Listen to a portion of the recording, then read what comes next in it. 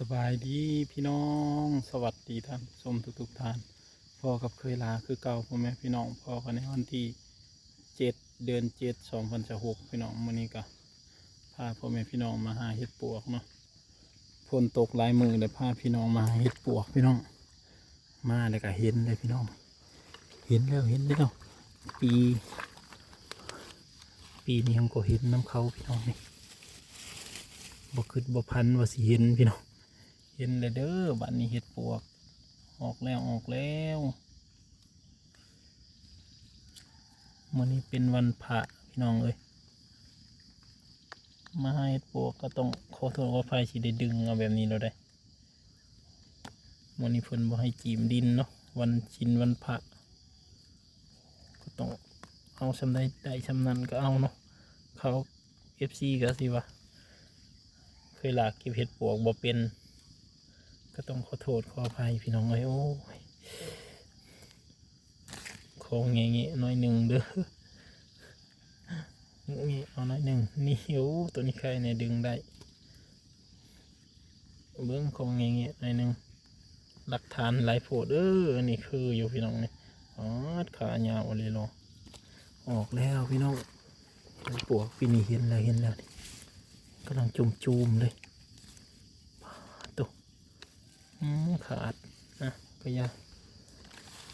เมื่ออื่นบ่แม่นวันพระเอาคอยมาจีมเอาเนาะมื้อนี้วันพระ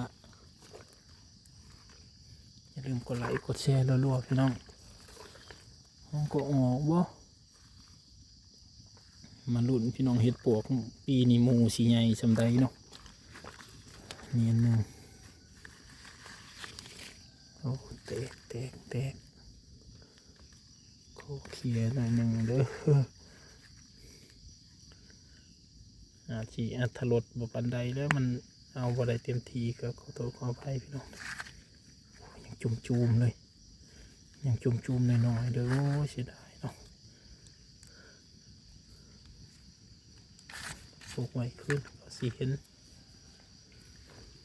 คอมเมนแดดออกมานี่จะชีวกัญญาอยู่ประจักษ์ท่านี้เนาะ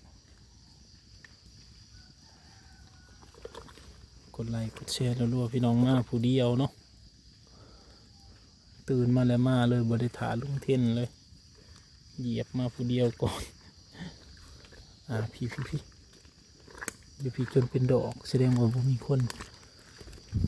นมาหรือว่าเขาฆ่าดำหน้าหรือว่าเขาบ่หูมันออกเฮาก็บ่ได้หูได้เฮาตั้งอยากมาหาฝนตกหลายมือเลยปุ้ยดอกมันใหญ่เลยเสียดายเนาะเสียดายบ่ได้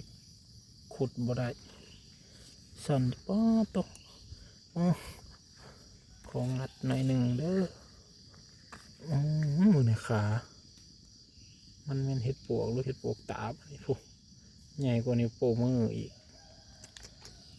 นานเลย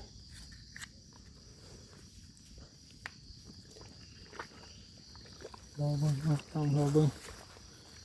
ปีนี้ฝนตกบ่เฮิงเนาะหมูเห็ดปวกกับประมาณนี้บ่คือพวกเขาจนปูนเต็มอยู่นี่เก็บเธอเดียวพอเลยไปเก็บเลยน้องเลยไปเก็บเห็ดปวกแล้ว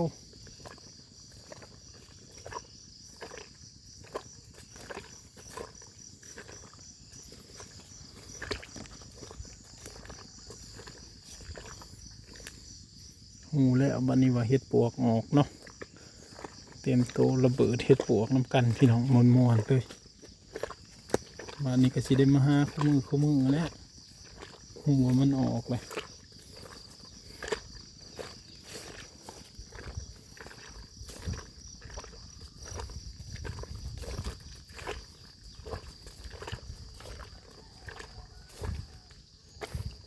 ใช้หมูอยู่ใช้ฮะ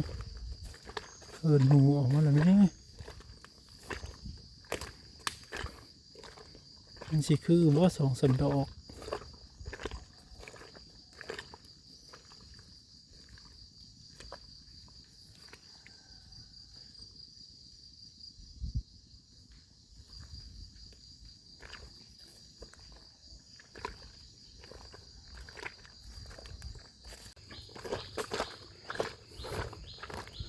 ย่างจนสิทั่วหมดเลยพี่น้องเลย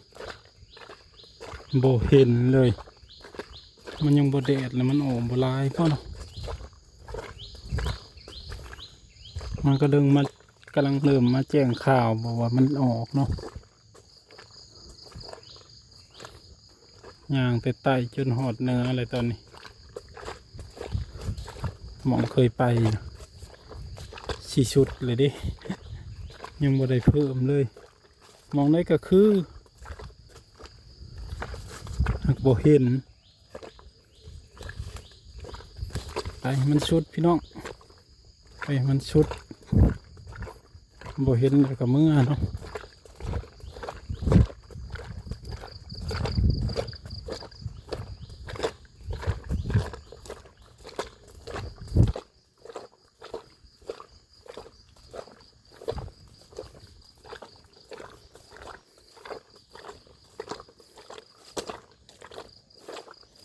บ่มาผัดของใจได้อยากมา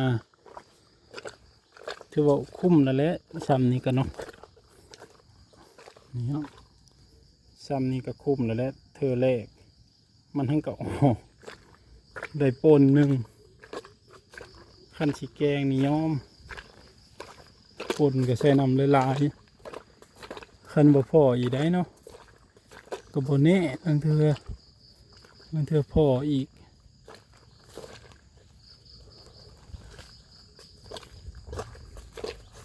มันเป็นน้ำเขาจะจูดป่านี้พวก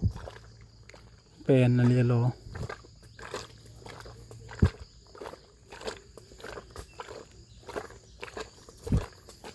จะใครเอาหมดเลยพระเจ้า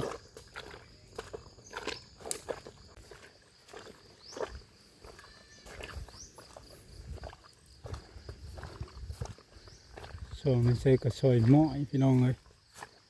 มีเท่านั้นบ่เห็ดนี่เนาะ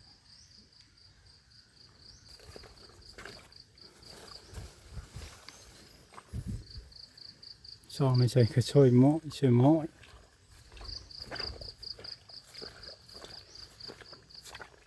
ไปเบิ่งอีกในมองนะจังกลับมาเบิ่งเห็ดเพาะเนาะว่ามีหรือว่ามีเห็ดเพาะก็ได้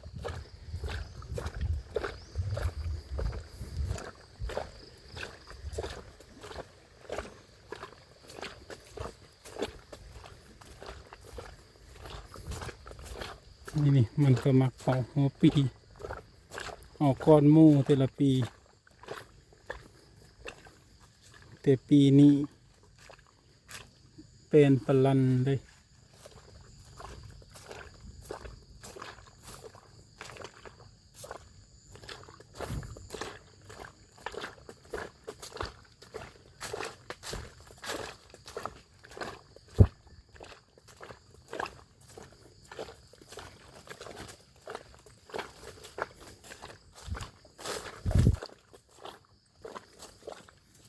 นี่ครับมัน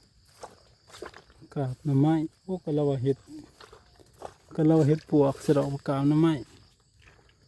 ในนี้ก็ซอยหม้อไปเบิ่งเห็ดเพาะพี่น้องแล้วกำเมื่อ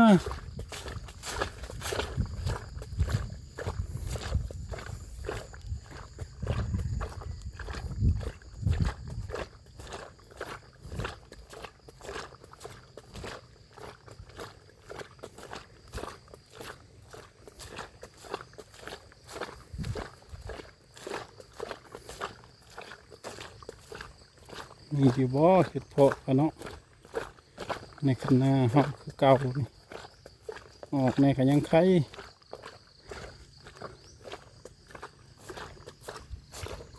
อันนี้มองสุดท้ายของเห็ดปวกบ่มี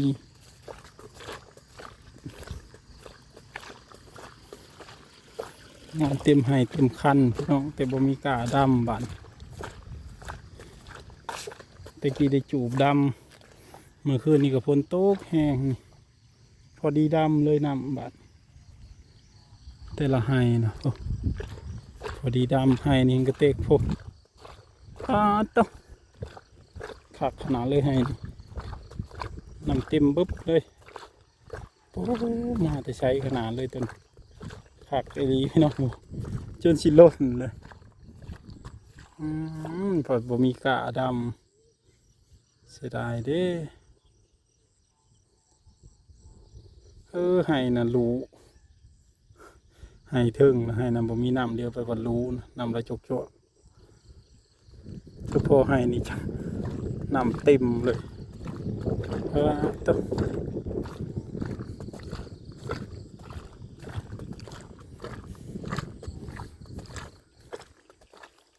คันน่ะบ่มีคันนี่เด้ออกอยู่บ่เฮ็ดเพาะมีแต่กำลังเป็นไข่น้อยๆเฮ็ดเพาะพาย